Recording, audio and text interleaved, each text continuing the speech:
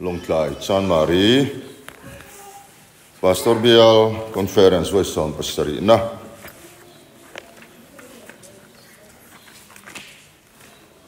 Chim tu te Palai te Koran ho te Lalpa du tagiso mingin chibai Buk cheu ani Nisana kan tu soi Mel mapa minti chia tum tu laka kan film khurna tu Thorau lam hoitlat atul ziate Den huana tluk na mangin kan soi to a tukin zinga chuan tluk na chun som zel tu kaina chung chang le tluk na chun som ve du lo tu abela chung chang tluk na tur laka kan film khur thei na turin le min ti che thei tu mel ma pa laka kan film khur thei nan abela le kaina chung chang mangin pathian kan pol ho don ani pathian tu thiang lim ngai tha ila trong trai turin longwal larem ruata somang tìm làm một trang in Hebrai bung som le pakhat Hebrai bung som le pakhat Chang li Hebrai bung som le pakhat chang li mai thang rin na in abela chuan Kaina ai chuan in thoi na thazo pathian hne na hlana chumia wang chuan mi felani ti khriat tir na hlo a pathian na thil hlan te konga chuan thua khriat tira tin chu mi rin na wang chuan ani chuan thito nu in thu ala soi ta fowa bung som le pahni cha som ni le pali Bung som le pahni chang som ni le pali ai thang I suwa thutlung thar palai hnen te thisen the abele thisen aya thu thazok soi tu hnen te khleng in ni zo ke zohana le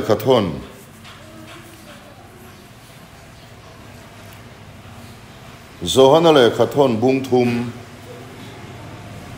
Ka Bible kena chuan phel zathum somli pangana zona le khathon bung thum chang som pahni ngai thang u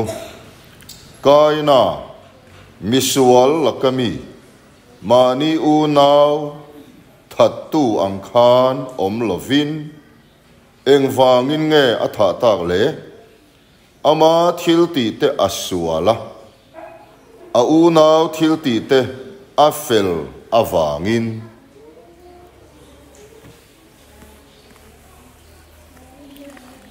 he ta Genesis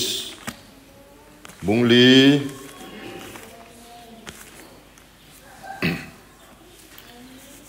Genesis bungli changli atang hian ngai thachun som leang Tin abela po chuan abiram rol zinga piang masaber tele athau te chu aron la boka tin lalpa chuan abela le athil hlan chu aloma elahi athau ti te po soi thina ni a varzon frangranga thau ti te po da na te po omve bokani changa Kaina le athil hlane ro chu alom ve lova ti chuan kaina chu athin ure ema amel chu alo dur takhupa amel chu alo dur takhupa siar chun somang ti chuan lalpa chuan kaina hena chuan enga tinge I thina ur enga tinge mel alo dur ta Thiliti that chuan lom mi hlo don lovem ni iti that lo ero chuan sual chu kong kabula abok reng ani adu zong chu nangma hnen lam ani anga a ti khalo chin chia ila a hian setana kok ti khria turani adu zong chu nangma hnen lam ani anga a chunga thu inei tu ani ati a ti chuan chang som pali ngai ka chun zomang ngai te nangin voina hian leichunga ta min hot chuak ta sia imin hu phak lova thurukin kom don ta a leya hian tlan bo le vak vai kaloni don ta sia ti chuan heti hian yanga tu po mi mua piang in mi that mayang atia tin lalpa chuan he na chu ti ni chuan tu po kaina thata piang chu ale sari in achunga phuba lak turaniang ati a ti chuan min aman mu'a an thalo nan lalpan kaina chu achin chia ta a cher chun zomle lokang mun khatami hebrai bung kwa chang som ni le patni hebrai bung kwa chang som ni le patni ngai thang u tin dan thu zong nen kim tho mai hi thisen ati thiang himen om thina thisen cholovin ngai dam na reng a om lo lalpan tu thiang lim kan chiar kan ngai thak tak kha lal min som sagro se amen voina phim khuro kluk na chun zom zel su tin thu pui kan vua mai doni kluk na chun zom zel lo turin kan phim khur na turte chan chuwa kan om na turte mangina mor kan bo kang tu chuan kluk na chun zom zel tu kluk voi ni na ti na soi theyanga kluk na chun zom zel tu kaina in eden huana kluk na a chun zom dan voina hian kan khia chian chuan kluk na laka chan himin kanom theidona chan chuan a po kan chang don ani chuwang chuan voina kan subject kan ngai tha chho tur hi apoi mo em em a pathian khongai na zara tu ma mu thlo turin film khurila in vengila mani in thunun kan tum donia le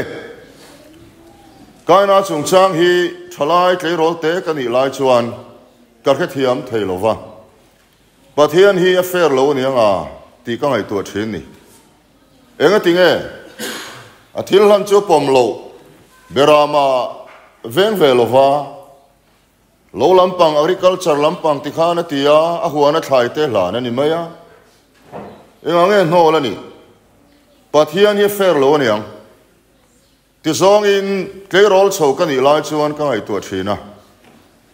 amaro chu kan sir chiang a pathian thu tang le tharau thiam tran puina tangin pathian fair zia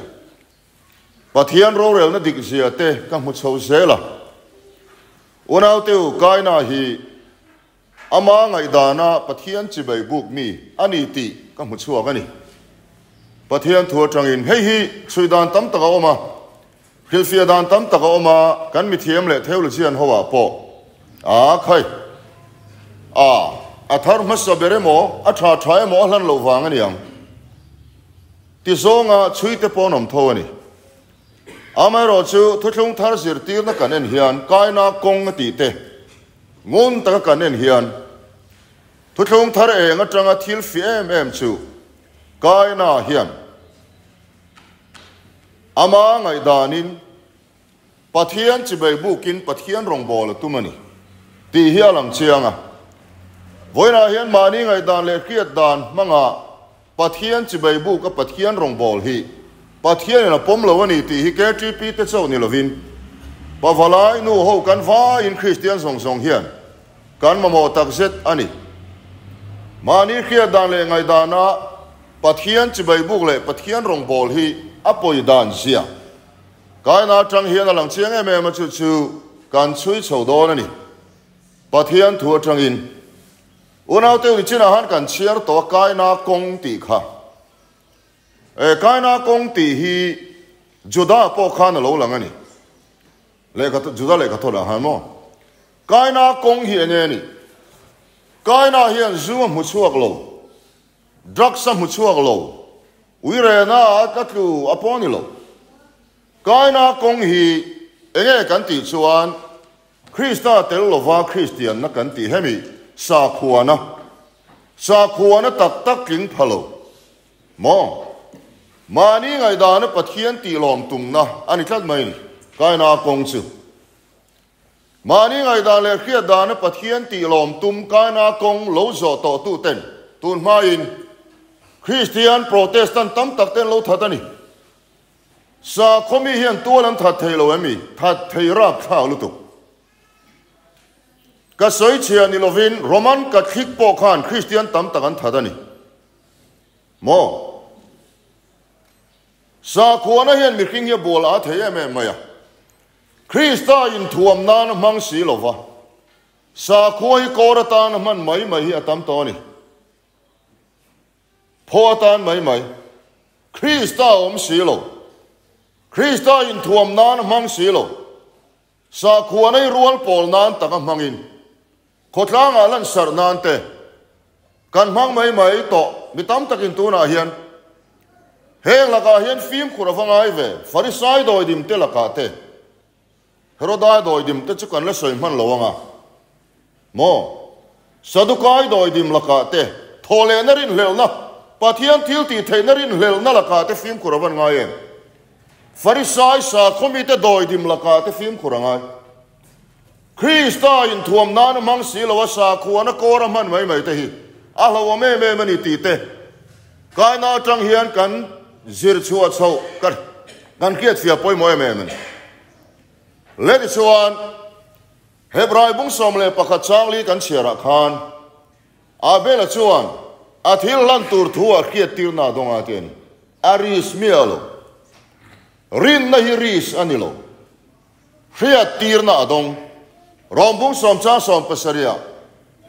rin na chu khiat na wa in lo mani khiat na dik mo pathian thui khe dikila kan ring dik maya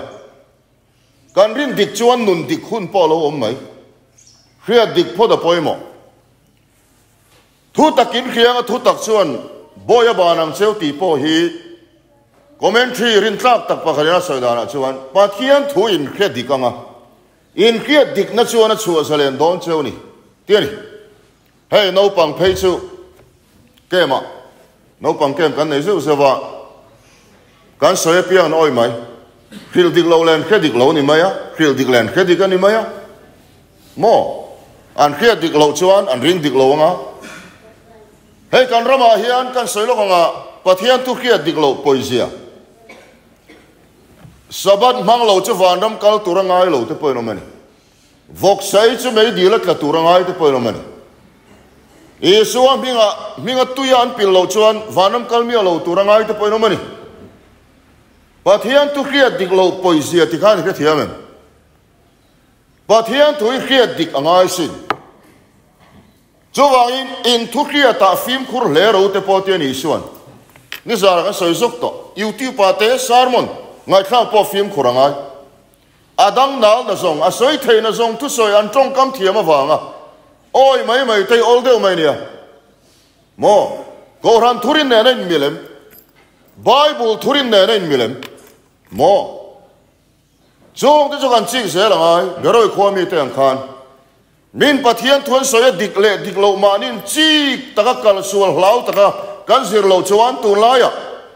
huai taka pathian thu krula pathian thu tel deu ro tel si lo an do thu chi thum enge mo thil thum manga tua moya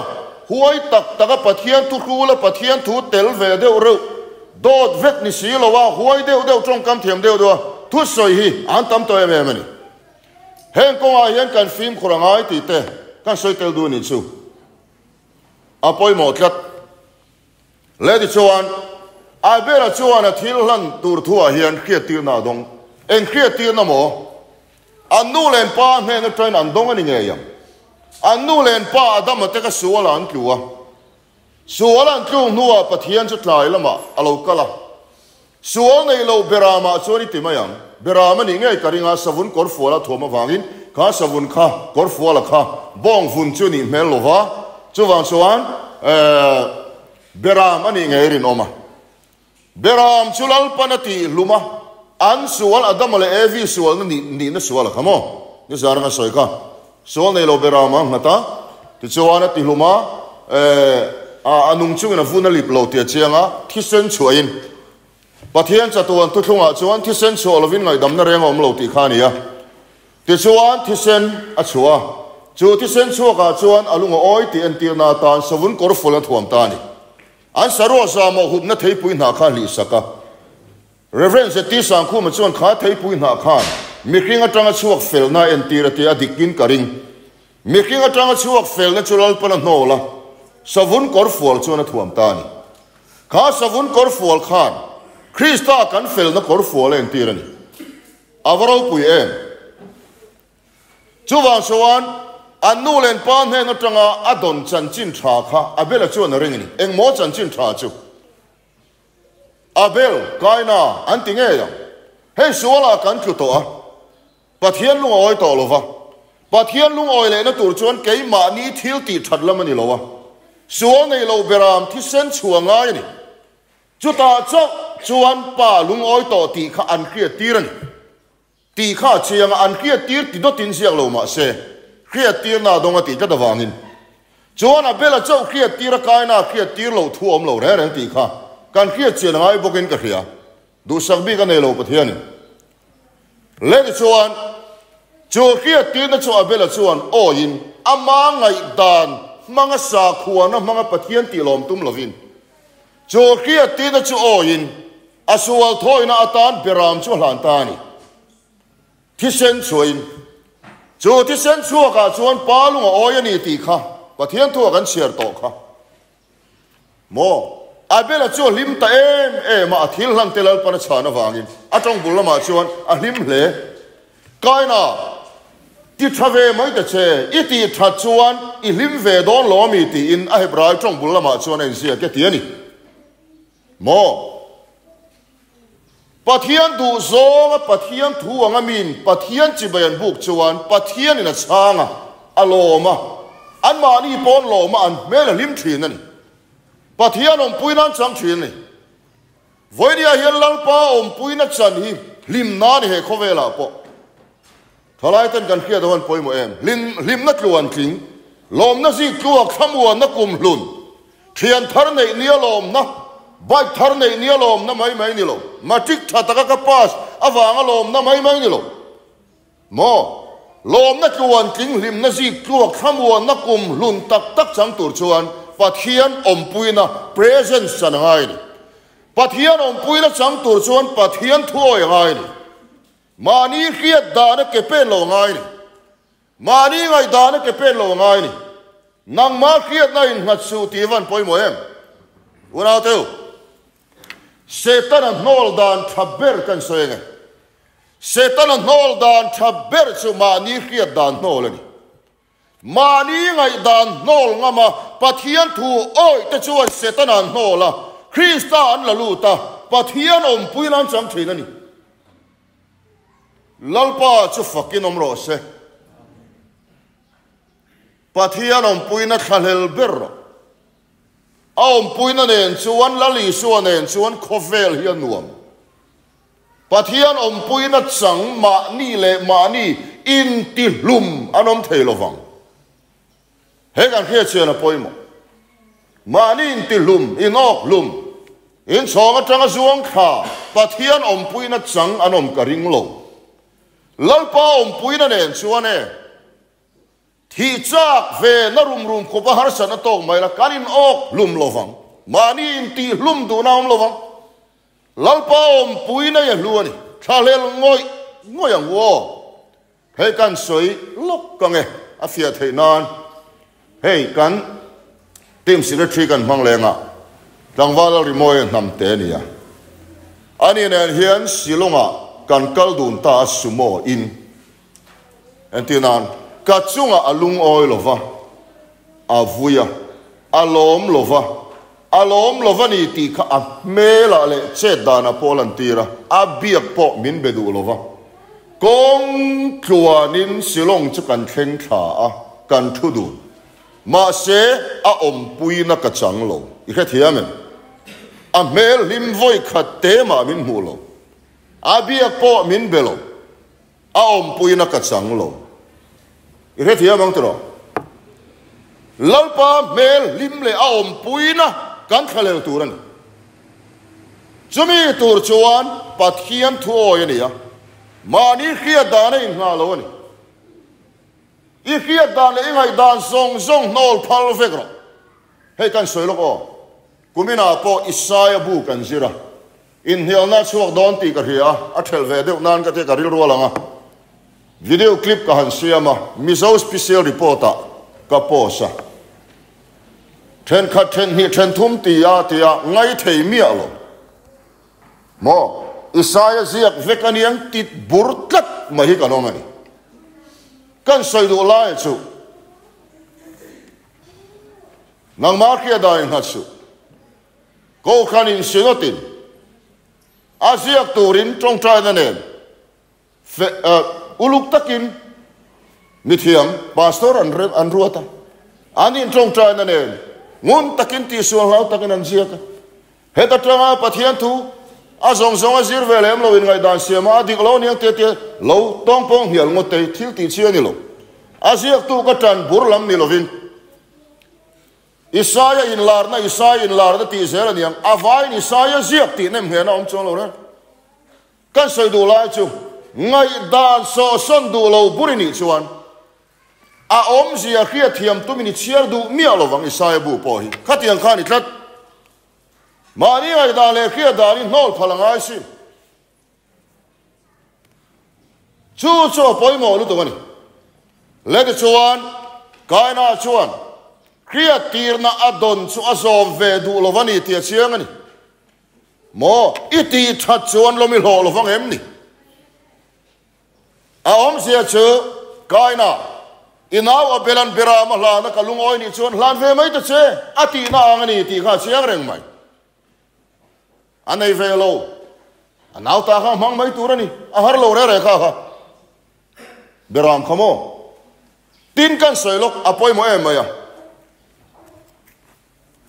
biram abelana vul hi eyatan ni lo khim tuilet nuwa cho biram te kel te bong te hi eyaphal ama zong chuan thai te thei te ni mai eyatan ni lo khim ma mo chuan in thoi na ta ni a chiang khop mai pathian thu atangin chuwangin a huan masil te ompong te bokbon te berul te changkha te khan thisen tir theilo a tha polan ma se a pom don chuang lo mani ngai dan le thati dan manga pathian ti lom tum hi a poem ema entik lai pom in ti chia tum reng mel ma pala kan him theina tur chuan mani khiat dan ni lova pathian tu dan zel pathian thu oya lalpa chibai kan bu khia poi moni ti hi voinia zir chuakila avan man hla donen ledi chuan kaina konga kan soi zelanga unau teu kaina kong chu kan soi tong kha sa khokong ania voinia hian krista telova christian na sa khuana hi apoitak zet ani Krista nung khoi fu turin Krista nena in tuk lu hi apoi mo tak zet antinan hei thil pa kan selo nga tun la hianin ring tung het nun het ne apoi mo ti lampang te khom pui thu pui aten om sela a thai ka thia nun het tak eng ti mi ten kan ne thailo kan selo apoi mo mai Krista nung kan khoi fu ngai lo wa olal pa thajia kan tem ngai lo chu wang ania olal pa thajia hi sam som thum pali cha sari cha re ke ve chin te reng u ti lo wa tem chin ve te reng u lal pa that na tem tak tak tur chuan I riat ta na in ngat lo la pathian thu oi la ama in tulut ro soi tur tam tak om kara ti gana fia mayang orau te van poi mo em tem chin hi kan sele lok te he ta khin thui ga mang seo seo to ati fia thina he a hla hian ka mi thi fia vak lova a hnaya chuan fia me ma dian he sin te po ka mu thaya khala ya keyboard me tu tum tu bula khan ma khan plate ema ball pahniom sela lelama chini da sela lelama chi da sela he ta tang chuan enge chini ti karon khe thei mai lovanga enge chi ti karon khe thei mai lovang ma se ka han la a ka han tem ta ka han liep ta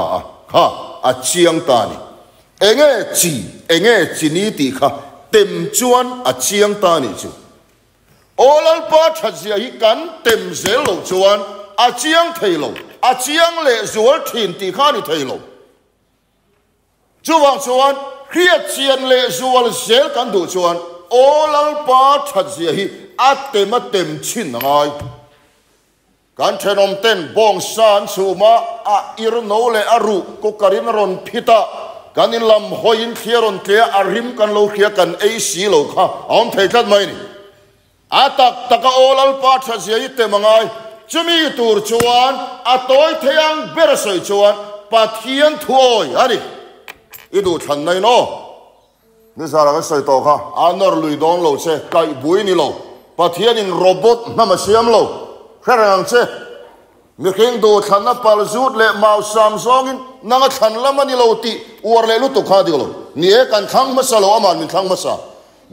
ma sa ti kan khia to nu chan khan let ve to turani ido tham na kalal pan voi khat ma anor lui dong lo che ti kha kan sep tel le do ni chu du thana nol song te thiang lim na mau sam song a tak sa poi mo na mau sam zong a sir ti nai tu lai tam to ni au youtube pa ngai kham tu ra tam to ni a heng zong la ga hian film khoravan ngai em soi tur hi ka nga ve khom mai heng zong na hian tak sa poi mo na te thiang him na te po a tu le kan lu chho zel do ni a poi mo tak zet ani te chuan kai na chung changa kan khiale tur poi mo tak mai chu hei hi ani pathian za ngai na thu sia heti hian lalpa chuan ron soya kaina ala tlai lo fe aron ti nang dewani pathian sa ngai na lo lang chei hiani kaina iti that chuan lamil ho don lo vem ni iti that lo va nang ma ngai dan le kha kan fe theina I khiat dan konga chibai min buk zel chuan sual setana sakei bak nei ase tur zonga phiruai kongkul kongkabula bok reng sakei bak nei hian setara hian ase don cheni chan saron pe ni kha chik ngai pathian khongai nei thu ga sin adu zong chu nang malamani version danga chuan ti lai kha it ti teina da version 10 kata king james anin ga ria ga du aron da dika him ti te aron manga khalaya khan ti kha mel ma pani setana adu zong chu nang malama setana du zong chu nang malama henom to iti sa hiano ti sa kan chui tam man lo nang ma setana injection lu to ti chuan adu zong chu nang malama oma sual kha ati le sual kha ai nang renga setana soina nia sual tur thlem na min koilu sula mi sual ka min chan nam roti khalai mi sual po ka setana thawnia mo kha mi sual pa kha kong kabula abok reng inavin berama lana kalungo chon lan ve mero chutia ni lowai ngai dana ke pen sel chuan kong kabula bok reng hian ase don che ase tak che dia bulan ipuma ane lo na tur che in ama chi ne turani asin lalpa zangai na le khong ai nei avan thuk ve khati zong khan he thui kan khengai lo mai theya apoi mo tak zet ani ikhiat voi khana te poni karing kei poi mi zora ma hian khati zonga tu manan soi ka khengai lo mo ka khengai lo mar chu bible sir chian hian adiksi ani hei awan poi mo em le kha unau phim khuro sual kong ko bola bok reng ingai dan ikhiat dan pathian thui na soi oi mai lova ingai dan ikhiat dan ai culture se don che ase lo na tur che in pathian thui na soi oi ro nang ma ngai dan in si bai buk su a thu se in si bai buk la a thu se la lal pa fak la a thu se in ke pen ro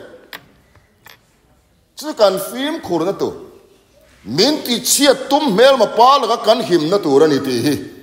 voina hian kan khiat apoi mo mani ti chuan kana chuan pathian kong chu a hnola mangai danin pathian chi bai bu ka voina hian lalpa kong chu kan hnol tur ani lo ani ti chuan voina hian kan khiat tur poi mo mai chu mani ngai dan te mani fel na te ti nge tumin ke kan pen tur ani lova pathian lung oi na tu pathian lung oi na beram thisen lali suwa thisena lali suwa felna lali suwa thadna kan in matla turania helama tanga fel na ti he tumin ke kan pen turani lo chu chu mel ma pala kan him na tur poni ti thalai ten kan khiat wan poimo em rombung som cham thuma chuan pathian fel na khelovin ma ni fel na ti he tumin pathian fel na anin tulu du si lo atiani voinia hian lalpa felna Krista felna kaina choi tulu du lo ani ti in asoi theita ani chu apoi mo hle mai ti chuan kaina chung changa kan khele tur poi mo mai chu mi fak vai lo ni ya voinia hian na ka ti le engani poi ka ti chu Christian fak vai kan tam lu tu enge mi fak vai ti om sia chu chol na nei lo mo in nei lo cây nó này lô chol nó trắng lô với nên Christian cần văn tầm em chol nó tắc tắc trắng lô cây nó này lô hà đâm lô chú vạc vài din hôn này chú vạc chú anh cắn vài lô vá chol nó cắn chana cây nó cắn chana ôm song song anh ral po ral lô tur ôm chú cắt ta cắn tia in setang noya po sumle pai nei lo po kan lima kan lom reng theina kan kaya chol na kan chan theina tur chore nge poimo ni chire kan soi pathian om puina kha kana chuan pathian om puina chan lo wangin mi vak vai lo ni ta Christian vak vai kan va tam ve tu na hian vak vai ve su chol nai chana kei na inaya iha dama sum nei lo ma la mi nei ang nei lo ma la I lima mo klei nei nei theina tur chuan pathian thu oi ro lalpa om pui nei chan chuan I tlai don lalpa nen chuan khoveli nuwa mi ti don lalpa chen tak tak tu chu lali suwa ringa thu pe som te ni tur huna hian I chung ril nun ruak khae I suan ho khat thei chiang khopasin Kovela mi king te chung ril nun hi ruwa kani he kan soile lok te am ka thara vin Krista grep nung chu som ta te pathian ne na kan som tak taka om pui na kan chan lo chuan mi king chung ril hi ruwa renga klei na kan songa kovela mi pan me chet na seksa zule sa ti han tla na business rang rangan beya wasang tak taka thoka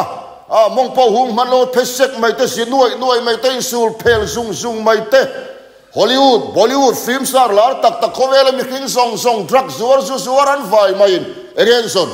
lim na le lom na le khamwan na an chong rel nun ruak no khan tum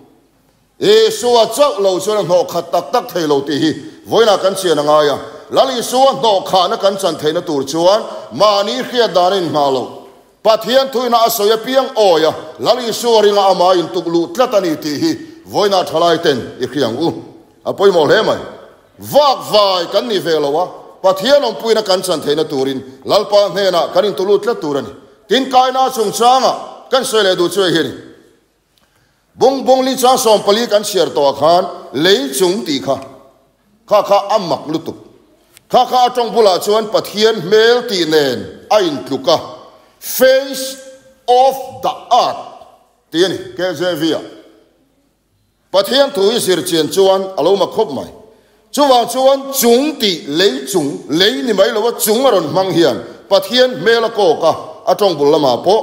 chuan pathian mai ma ko khei mikring mai ma ni lovin mo chuan pathian mel ti nen mila lei chung kha ti chuan kan khiat reng tu choi hian pathian bel mutolova om sia chu pathian om puina sang tolova pathian mel lim a chang thei tolova pathian om puina chang thei tolo chuwang chuan lei chunga khan mi wak vai lo ni ta heta hian thil lalpan hemi custody lai min khiat tir ro pui ka ti em choi hian unau teu hele hi mo pathian kal tu te pathian thu oi lo te ta na pathian siam lo ni he ne mo le pathian thu oi lo piang hian le an ru ti chu he thiam em pathian thu oi lo wangin om sia tak taka chuan hele hi an ru chumi om sia chu pathian om puina chang lo mi kring pathian thu oi lo reng ta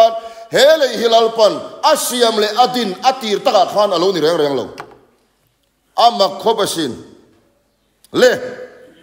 hele ya hian dik taka inun hilal pana duwa hele ya hian dik taka kanun rin om na tai mak na en kim mai kanun chua pui theina tur chuan keimani pian pui chak na le thil ti theina om lova a thu kan rina e suwa kanin nga tlathi a kongom chunani ti hi tholai ten kan khia dawan poimo em voina hian le pathian om pui na inei lo chuan mi vak vai mai ni mo pathian om pui na inei lo chuan mi vak vai mai ni pathian om pui na inei chuan mun tin ikal na apiang chu itan vana changang soi sao ka van sao em ma se ti khana fia mai tura ngai la ti chuan kai na tan pathian khongai na ro pui tak lo lang chu kan soi tawang khan kai na khoya nge om khoya nge naw pathian in chan salape ti kha thiam in puang se lalpa ka sulani ka ti sul derani ti se lalpa na du ngoi nin ka khia ma se kai na chuan tlu na chun zom se la a chapo em boka pathian za lo boka ka naw veng tu ka ni em ni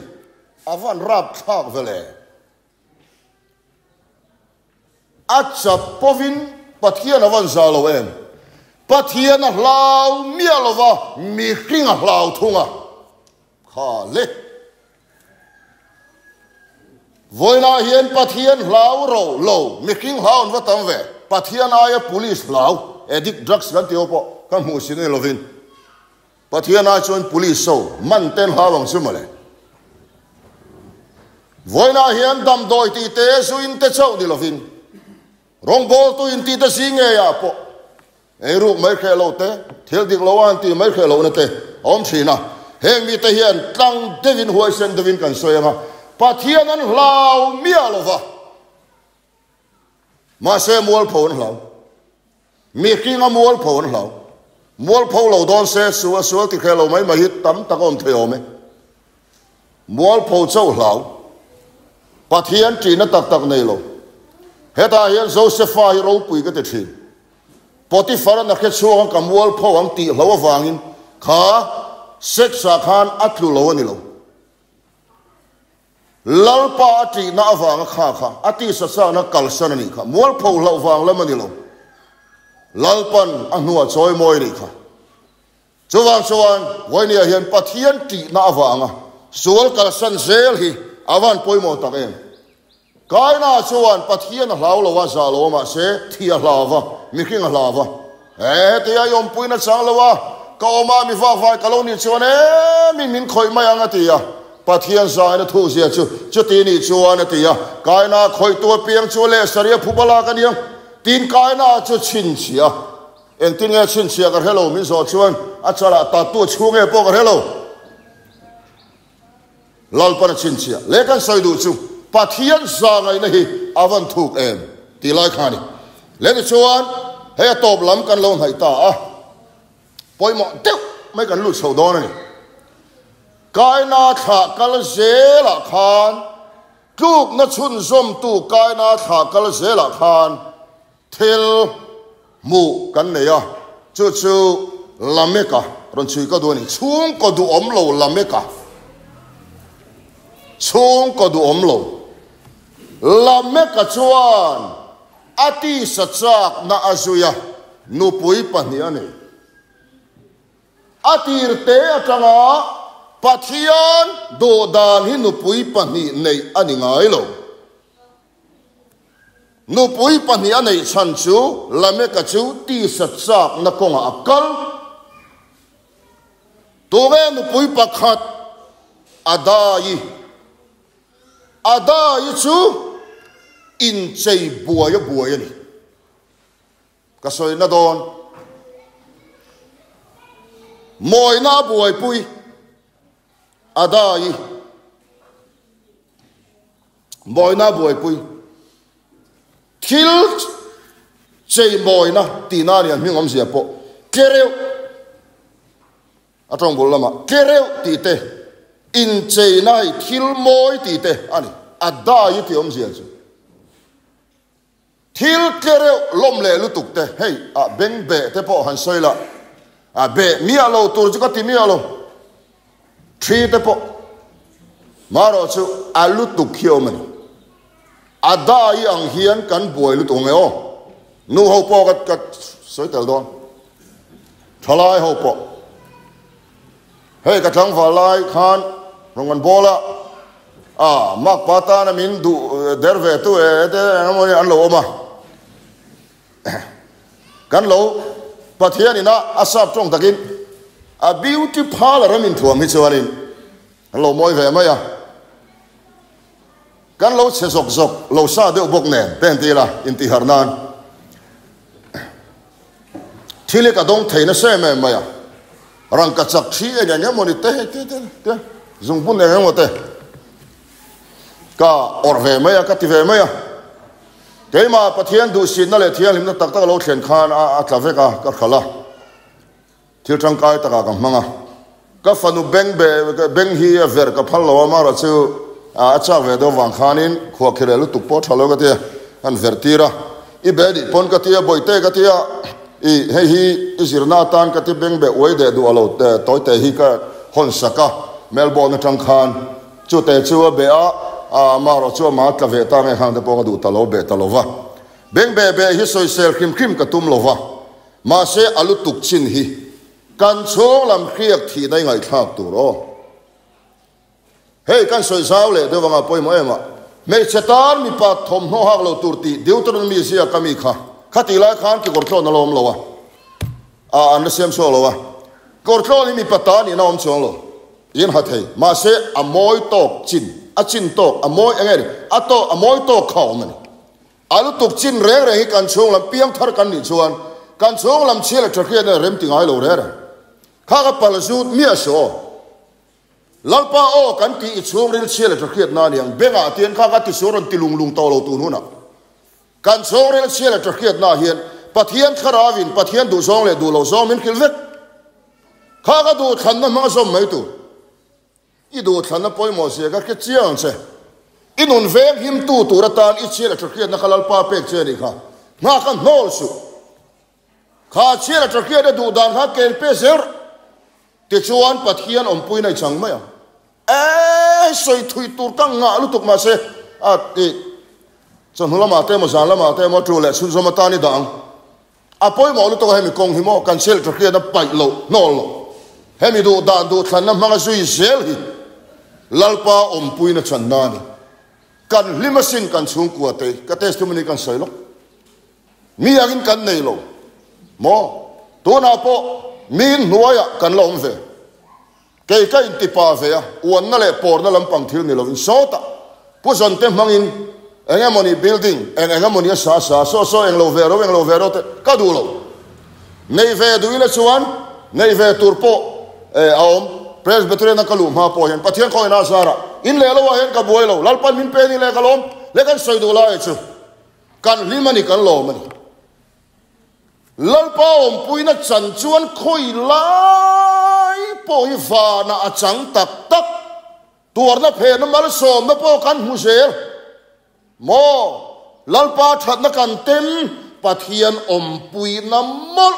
mai hi I khale lang wo pathian thoi na tang chok lo chuan om pui na chan thei lo ni o ha soi non mol do ni chu le kan chorel chia to khriat na du dan kha su yang o thior lo tur kan ti lo beng be lo tur kan ti top lo ma se I chorel chia to khriat na kal khan or su be su in chei buai su moi na buai su poi sai na ya wang ngo tin I moi ti piang le re su Christian nun dan tur ani lo Christian chuan amamo chau aleng tur ani arum lu tokem pathian thuani sini kan mo to sini anem zong lira thu soi hian I to lo kan mo soi ngai Christian chuan poisa ane awang ngotin amoi ti piang a du piang a le turani lo bai ki ota imamo emmi imamo le mo lo khangai to de se mo hallelujah kan nu pui kan fak luk hemizona a bazar khat leman bazar sin lutuk thom no engam mo le tuma bazar sin lutuk te anilo unau te o poi bo khom mai adai ang hian kereu lom lutuk te moi na buai pui lutuk te athalo khao chung ko du om lo ba ber lame ka chu ti sa chak na kana anu puila in chei buai na buai si lame kang hi kanomem ti sa chak na kan tun laya rong bol tu han che sual te po kan ke fo mai poi hle mai mi pat mai chiat na in ngai na suala te kan tluk lo na tur hian phim khurangai pathian thua kan ril ru chhun khangai tai ma kangai bible chiar tong ta in khom kha da lo ngai mani in ring re su in ring tok re su eng ting lai po thu thei re gi ni kha pathian thui ngai sak lo chuan I ku thei ren lalpa I ti ren chuan lalpa na veng hi mang che hallelujah o lalpa kamamo che ti re ngalalpa mamo ming ko ren na chulalpa na veng him don mani in ring tok reng a pathian ngai sak lo a thu le ama lali so po ngai sak lo wa mani in ring re chu an chu don kong khatan chu lo pon kong dang a sek sa khera ni lo chu nai kong dang tam lu tuk ve na kan soi se lo a van poi mo em le khalai ring po ka soi thamani in sei na chung chang te kan soi belok en chene ya hun kaman to ala re lo mo kho kan soi lok lal paro puina hey ke chan chin tha wang in du sa na kan dong hey te poi ka donania ke ma le yom lo ko thi pakhat chu kan thui tir ve mo chu chawani asut in tu na poeng ma ka nei lo tian ni kuma kan nu sken han zaman te le ya chu ka keng thina ni zar ka hak po kha zaman chawani ya kumina zanga ten lo ti to chuan kham te kha an not mara chuna ai to ten lo ti le zaman te pa aklome me te panga le ya chu ka ha hei poi ka donania hei chu an thuiania ti khan kan soi du la chu kan thom no mo tak te alo tam lem lo mi pa phei chuan mo alo tam lem lo em ti kuma khan ye ni kum hasa ni ngaria ka mo ni lo thom no eng mo ni kan ti kho ma in chu ngami buaran ni alo tling ve a chuan kai ni ai har sa jok te ti dan in tro kan ti han kan mo ni lo te a tam lu to kai chu ga hian mo adi tak chuan mi cha na dam chung rol pui na lem hei sual em anga va soi tu ni silo khovel riu si om tlat mai ni soi tur tam khovel de hi mo sual te va soi em tu khovel tlat kharau lo tlat hi om ni khovel mai su ngor khalam pang chu ida thariango ka tui sia kan ma mo bok sia le hey in chung bung ruwa te po hian mo kan man ma mo ni lem lo eng mo ni hi kan hu nga te kan tia a fai le na li kan man lo te po hian ni a dum te po kan man tang kai te po ni kan man ma mo ni lem lo tlere le eng mo theng mo eng te da rui te po ngai lem lo soi tu ra tam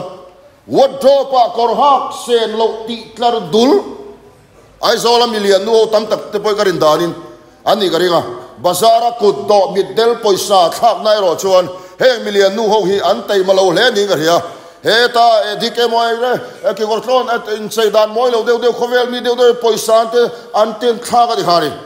in cheinal deu tam takhian middel poisa thak te ten ka thir thina enga bachai minute nga ti velte an thak thamang lo leunau teo adai ang hian in sei buai su moi buai su agasi apoin broxils athen wang na khan ka dem lo in chei buai le moi na buai ani ti khani abuai kha ton la ya lam ka chong ku kan tamom palam ti sa chak na in som thei mia lo nu lam in chei buai adai hi sex lama chona buai lo ni mai thei moi ringot buai hi chu male chu tiang chu kan ni fe tu ra ni lo kan ma mo ni lo mi anu pui pakhat cho hei hiani zillai ani cho om sia chuan lim ti te lim tha ti te lia khu ti na te ni khu na ti na te ni om sia cho hei ada zillai hian dar te kriam krei hei in hum hin na tu le mi te tha na tu ra kriam krei thir te mu chuak tu ani ti bible an tu bala aron king ta ni chu kaina tha kalzer avadu om lo ve he khovel ral thuam in hum hem na kan mamolo keni ral thuam chu pathian thule lani suani torani hallelujah tirko pora choren tineti kenin ral thuam chu ti samia ni velo nial na tin reng tele kul sang tin reng te thia tura pathian zara thil ti thei takani so pathian ral thuam fam kim krista le athu he kan him na turani chowa chono nau teo voina van poi mo em mual pho te kan hlo wang in do te kan soi kan il lia khuwa krista ni lo hian soi tura wa tam ve chuan kan vain KTP te nu ho te pa te kan him na tur tak cha kai mani chak na le theina thuak fin na lama hian om lo mol te mani la athu kan rin pura isua kan o kan rina ama karin nga tla chuan chuka him na tur chu a om lo ti voidia kan khia chian awan poi mo em fem khoro kanin hom him na tu ral thuam chu tu bala mu chua thirte darte kriam kreite he ti satsak na te anilo kristani zo ato beratan mak inti em tur han soi kan dua in khiat ngai ka ring lo ke pon ka hengai lo he thu lal pan in ne na soi tura min pe akas jira pathia min pe ka ni mal hai te ve ngo dang Genesis bunga le bunglia hian thuru kan hua bunga ami hi mo andam chung kum pakhat ma chin chi an ni velo tharau thiali min chin chi a phallo ania bunga chunga ne tu nom lo pathian kong zo nom tlat lo andam chung kum chin chi a pakhat ma om velo ti ka zo mu chuak ani chu male chuan mo bung li ami ta chu ne tu te vek an ni a eno sa te thengin an dam chung kum chumi chung chon dam an dam ti record le chin chia thop junia mole kha kha mor kan bok do ni chu chuwangin bunga chunga mi te lalpa na ngai sak love mani chak na the na riat na ringa ke pen ho lalpa na ngai sak lo an dam chung kum po thara thialimi chin chia remati velo mani ngai dan nola pathian thu o ya lalpa ko kal te su andam chung kum tharau thiang limin bible thua an vain a chin chia vet lalpa chin chia ni vem che lalpa chin chia kan ni theina turin kai na kong izolowangu chung ko du om kan ni na turin kai na kong izolowangu pathian thu o in Krista in tulut katang u lalpa na thukan sa tan mal somra se